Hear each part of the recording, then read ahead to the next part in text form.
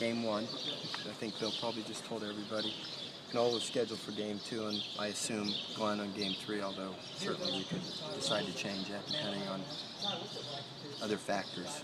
But right now, certainly Ryan Eves will go Game 1 and Aaron Nola Game 2. Your reasons for choosing Ryan for Game 1?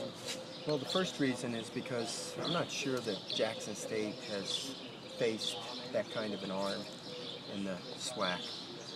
Ryan, has he's got a chance to be a very high draft choice. He's a great athlete, throws real hard, he's got a good curveball. I think he's one of the best pitchers, in the SEC, and I think that's a good matchup for us in that opening game.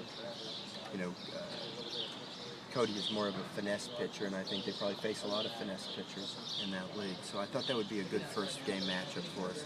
I definitely wanted to wait and pitch Nola in Game 2, and then we'll see. I don't even know who we're going to face in Game 2, much less Game 3. But I think Cody will be a good matchup against just about anybody that's left in the tournament. So we'll see how it goes. Do you have an update on Laird?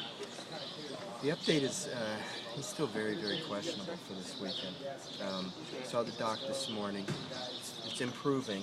I just don't know how much you can expedite an ankle sprain.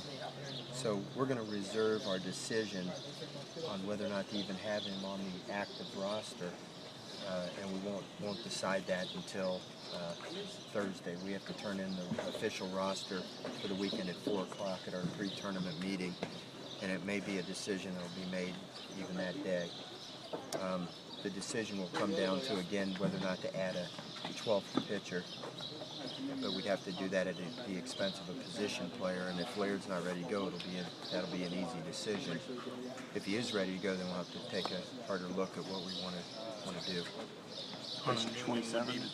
Hunter Newman would be the 12th guy, and you don't like to think negative, but there's a possibility he could end up playing 5 games this weekend, so you have to be prepared for just about every possible situation. This will be the last time that we need that many pitchers, because next weekend you play a maximum of 3, and if we're fortunate enough to get to that level, we'll be prepared for that. And if we're fortunate enough to get the World Series, the games are spread out so much that it's not really like you're playing that many games. So,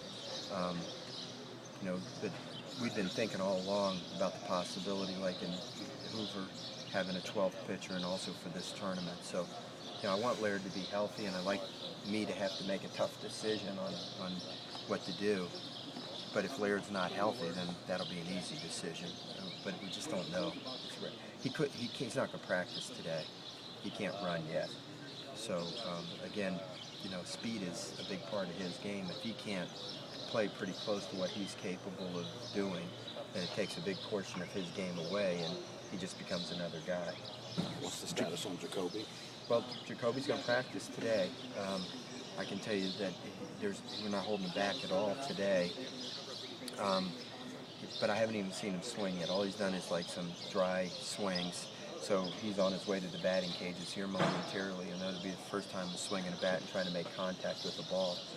And then he's hopefully going to go through full batting practice, and we'll see where he is. And if things look good, then tomorrow we're going to set up a little simulated game for him to try to get him a half a dozen or more at bats, just so we can start to see some live pitching again. And, I'll see how he looks in the field and see if that wrist is hindering him at all. If you don't have